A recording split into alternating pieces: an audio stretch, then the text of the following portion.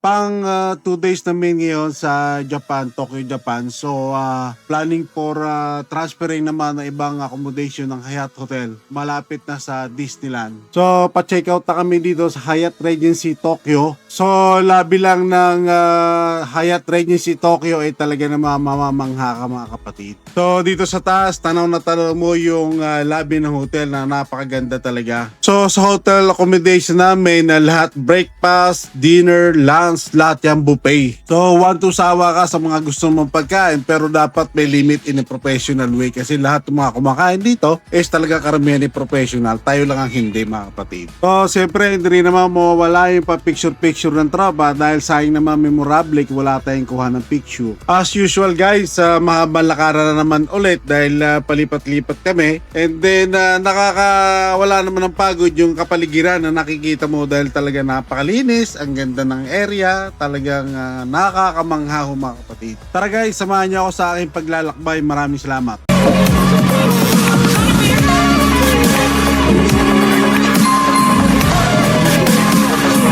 2, 1, go!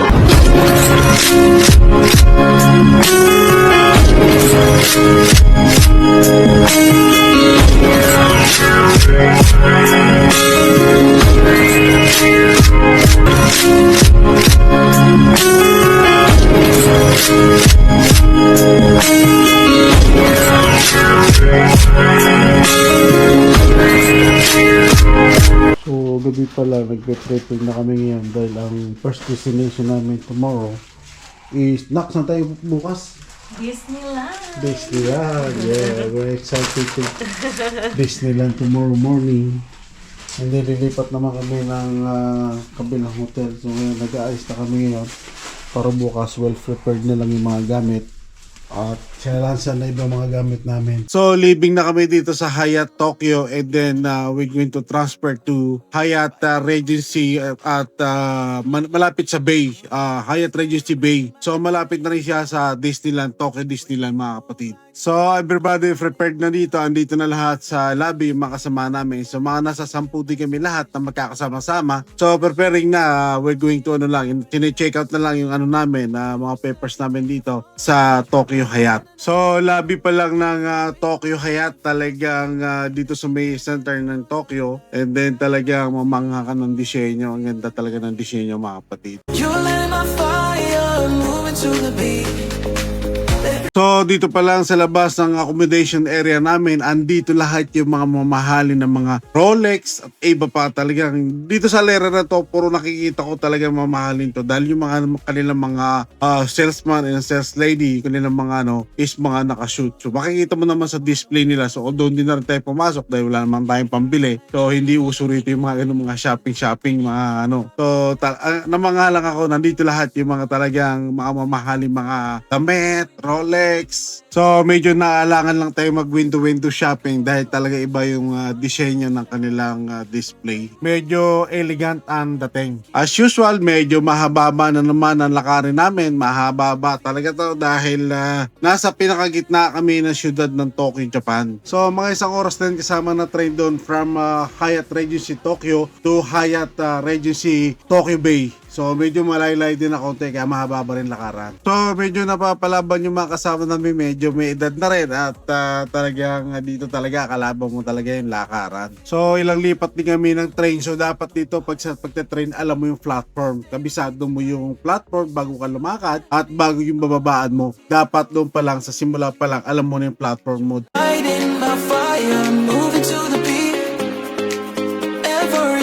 Every glance is all I need. Bailando contigo. Japan eh, paakyat, naliligaw. Ito, tuturo ko sa inyo. Ako, master ko to eh. Ito, ginsalay. Ginsalay ito ha. Ito, walang pera pero ginsalay. So, kaya pupunta, Divisoria, Baclaran. Ito talaga nagugusto sa Japan. Yung paakyat, palakad, naliligaw. Ito, Ginsan Line. So ito yung mga station na papunta roon. Asakusa.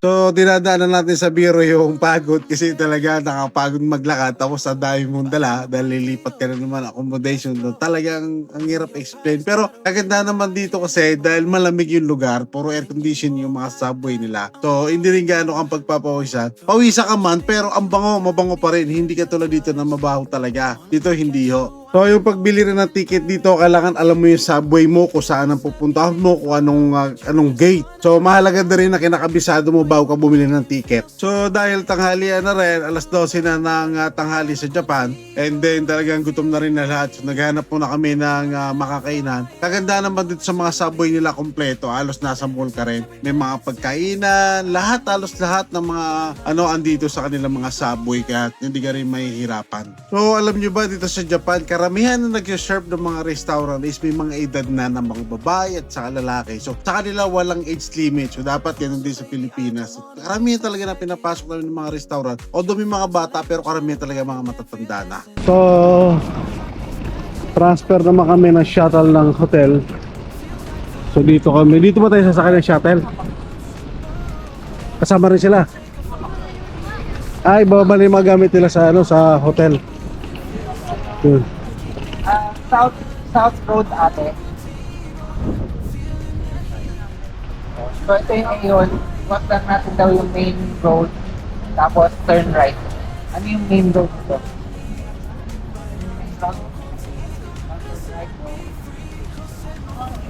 Parang kasi sabi tatawid tayo, ng kanan yung first back. Hindi niya yung tindi ko, pero confirm natin. Oo, nangyari, tatawid pa pala kami sa kabilang kalsada. So, kasi nandoon yung pinaka-station ng shuttle bus ng Hayat. Hindi pala rito, sa kabila pa kami tatawid. Yung medyo malaylay din na konti. So, sa wakas, nakasakay na kami ng bus, ng shuttle bus ng Hayat Hotel. So, medyo nakakapay-pahinga naman at medyo malamig na yung aircon ng bus. So, relaxing yung view talagang mamamangha ka sa mga view kahit sa gitna ng city mismo ng Tokyo City. At last, nakarating na kami sa Tokyo Hayat Bay. So medyo makaka-relax na kami. So inisip ko talaga magre-relax muna ako sa room dahil talaga pagod, lakad, lipat-lipat. So talagang ganun talaga pag nagtugtugan sa Japan. So medyo worry lang ako doon sa mga kasama namin dahil medyo may mga age na rin katulad ko. So okay naman, exercise daw sabi nila. So dito daw worry doon sa mga dala mo dahil sila na magdadala ng mga steward dito, mga employee dito. So ang mabait din talaga. So ang ganda rin ng lobby ng hotel. So pakita kami ng taas doon sa mga room accommodation namin. So dito high-tech din, hindi ka basta makakapasok o wala kang card talaga. So itatap mo rin talaga yung card mo, hindi basta makakapasok. So medyo pa-surprise pa sila sa room nila dahil dalawang room kami. Kami ng mga anak ko at saka yung manugang ko, hiwalay. So sila naman dito sa room na to sila. So malaki din ito room na to dahil nasa 8 sila na magkakasama. So sakto lang sa kanila dahil 4 yung kama. So tigis sa ating dalawa sa bawat isang kama. Ito yung isang room namin. Ganda oh. Hindi mo post isa sa Facebook, ang kapatid ko siya. Happy ba kayo guys? Happy ako. Ganda na. Laki oh. Naka-birthday talaga ako. Ang ganda. Picture nga ako kaya ako sila sa... Huwag mo ka dun sa ang gulo kasi hindi ako makapag-emo. So, siyempre, bibihis na muna para medyo makapagpahinga naman ng tapos, mamaya-maya kakain na naman. So, ang hirap din ng ganito, no? Parang pagkatapos ng lakad mo, kakain na naman. So, dito, ibang level na talaga yung kanilang mga bata, banyo, talaga mga high-tech. Lalo yung sa CR, talagang may sariling talaga siya. May sariling bidet. So, yun ngayon naman, yung apo ko medyo sumama pakiramdam. Siguro sa pagod na rin. So, sa mga oras na to, pinili ko na lang matulog na muna dahil talaga napagod ako sa biyahe sa kalalakad. So, pagkagising na umaga, banding naman kami ng apo ko before mag-breakfast. So dito meron din silang laundry tapos may vending machine din kung nauubusan ka na stock doon sa loob. So pwede ka rin kumuha dito sa kanilang may rin kuhanan din ng ice cube. So kompleto, wala ka nang hahanapin pa ika nga. Yeah, because they making slide doors. I think they have a children playground. They have. Yes.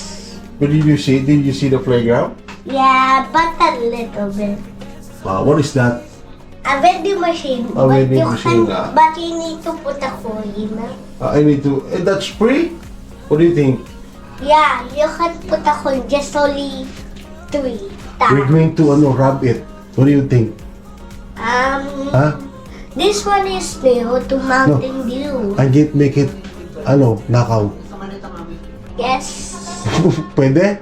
Yes. And then you can get water. I'm gonna make it grab it without paying. What do you think? No! What do you think? I'm gonna hack it. What do you think? No! Ano pa yung washing machine dito? Inisip ko magawa. Say hi, vlog! Hi, vlog! Pero sabi ko, I'm gonna grab it without Today paying. we're You know? going to eat this hot dog. Yeah, we have a breakfast today. We're gonna eat breakfast, hot dog, what else? Yeah. We're gonna have a Come on. free breakfast.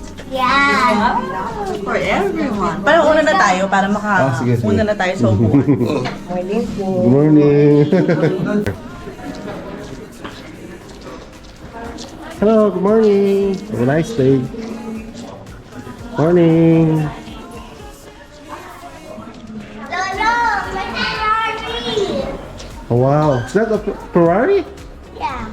Oh yeah, old Ferrari. Over here also, Ferrari. So guys, dito talaga ako na-excite pag mga breakfast, lunch, dinner. Dahil ang mga ano rito, ang buffet bale. So mamimili ka na lang. So mostly kinukuha ko lang yung mga halal food tulad ng beef, isda, gulay, prutas. So dito talaga mamimili ka. So in a professional way, hindi naman po pwede yung kuha ka na sobrang tambak, hindi mo naman kayang ubusin. So kailangan talaga yung alam mong kaya mong ubusin. So pwede ka naman papabalik-balik. So ang technique dito kasi nakikita ko sa mga foreigner, kumukuha sila ilan, isang dalawang peraso, isa, dalawa, tatlo. So bumabalik-balik sila, malimit sila bumalik. So hindi katulad doon sa atin talaga, pag kumuha tayo tambak na tambak. Sa akin ina-avoid ko yun in a professional way. So bago ako pumila, hindi naman masyadong kahabaan ng pila. So pinitigan ko muna yung labas. So ang ganda rin na labas dito ng hotel. So nag-iisip nga ako nung una, sabi ko parang gusto ko dito sa labas. Pero wala akong nakikita ng nasa labas, kaya pinili ko na rin sa loob. So pinitigan ko lang muna, ang ganda rin sa labas. So mostly ngayon ng mga menu nila is karamihan mga bread, and then kasi almusal ngayon na breakfast pa lang, and then wala yung mga loaded na mga pagkain na mga gusto natin. So okay na rin to para medyo diet tayo. So dito naman sa kabila, more on fruit sila, mga dessert, tin salad, may mga soup din sila rito sa may bandang area rito. May mga marami salad, klase na salad na pwede mo pagpipilian. Madami. Usually Japanese style yung mga kanilang mga food, and meron din mga para mga Caribbean type. So, dessert. Tapos yung juice nila talaga rito, the best talaga. Purong-puro talaga, walang halong asukal. Talaga, kung ano yung fruit na nandoon talaga, yun yung solid talaga ng laman ng juice nila. So, good combination na tong napili natin. Salad, and then omelette, karamihan tinapay, and then yung solid na juice nila dito. Talagang yung juice talaga nila na gusto kong dahil wala talagang asukal. Napay. Happy, very happy. Thank you.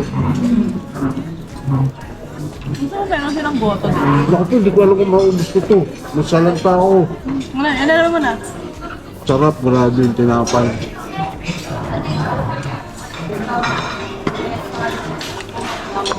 Ibang-iba Iyan ka na lasa. lang namin dito. Ah. Malaki.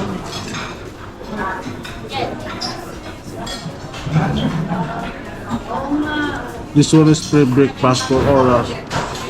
Sa aming team. Eat mo na yung food mo, B.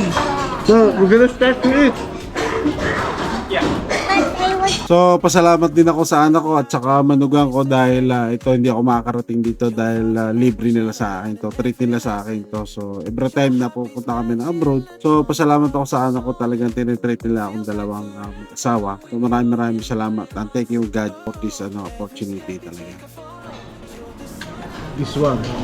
Something something keso. Pero grabe, sarap.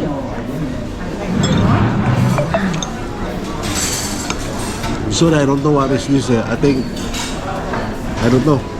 Pero sarap. Everything.